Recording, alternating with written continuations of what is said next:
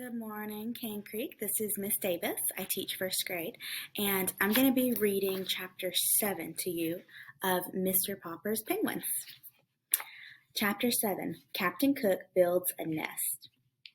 Very reluctantly, Janie and Bill had to leave Captain Cook and go to school.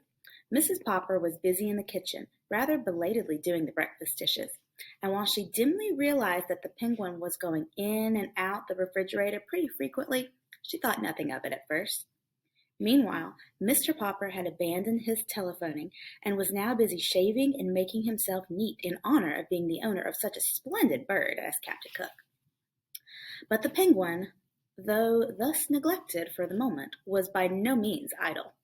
With the unusual excitement and having to go to market earlier than usual, Mrs. Popper had not yet gotten around to straightening the house. She was an excellent housekeeper.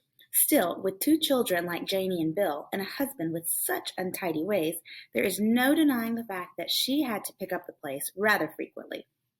Captain Cook was now attending to the picking up.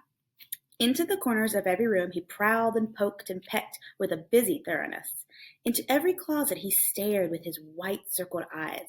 Under and behind all the furniture he crowded his plump figure, with little subdued cries of curiosity, surprise, and pleasure. And each time he found what he seemed to be looking for, he picked it up in the black end of his red beak and carried it, waddling proudly on his wide pink feet, into the kitchen and into the icebox. At last it occurred to Mrs. Popper to wonder what on earth the busy bird was up to. When she looked, she could only scream to Mr. Popper to come quickly and see what Captain Cook had done now. Mr. Popper, himself looking rather remarkable, as Mrs. Popper noticed later, joined her in staring with astonishment into the refrigerator. Captain Cook came up too and helped them look. "Ork, ork," he said with his triumph. Mrs. Popper laughed and Mr. Popper gasped as they saw the results of Captain Cook's trips through the house. Here's a picture. 2 spools of thread, 1 white chess bishop, and 6 parts of a jigsaw puzzle, a teaspoon and a closed box of safety matches, a radish, 2 pennies, a nickel, and a golf ball, 2 pencil stubs, 1 bent playing card, and a small ashtray, 5 hairpins, an olive, 2 dominoes, and a sock, a nail file, 4 buttons of various sizes, a telephone slug, 7 marbles, and a tiny doll's chair. We're not done yet. 5 checker pieces, a bit of graham cracker, a Parcheesi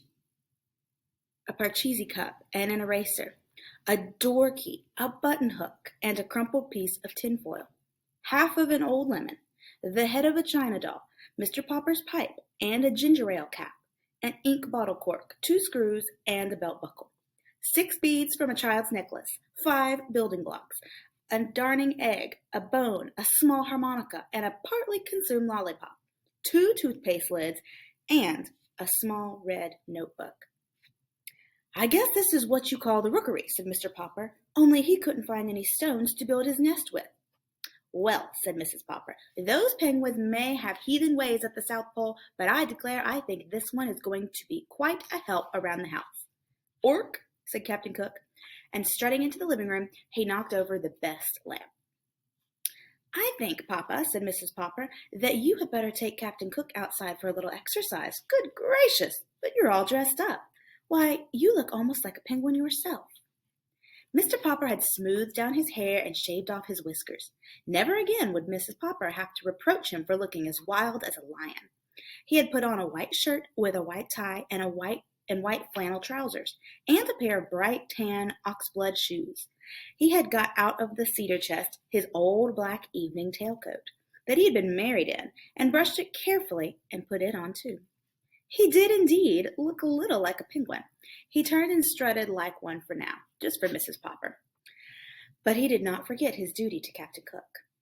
"Can I have a few yards of clothesline, please, Mama?" asked Mr. Popper. That's the end of Chapter 7. I'm excited to find out what happens next.